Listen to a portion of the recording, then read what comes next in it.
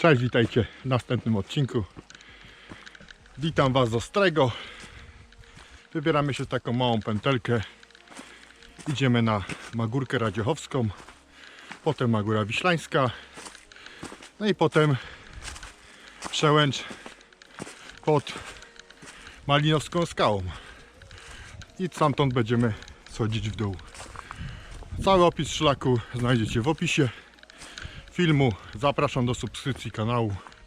Bawcie się dobrze. Hejo!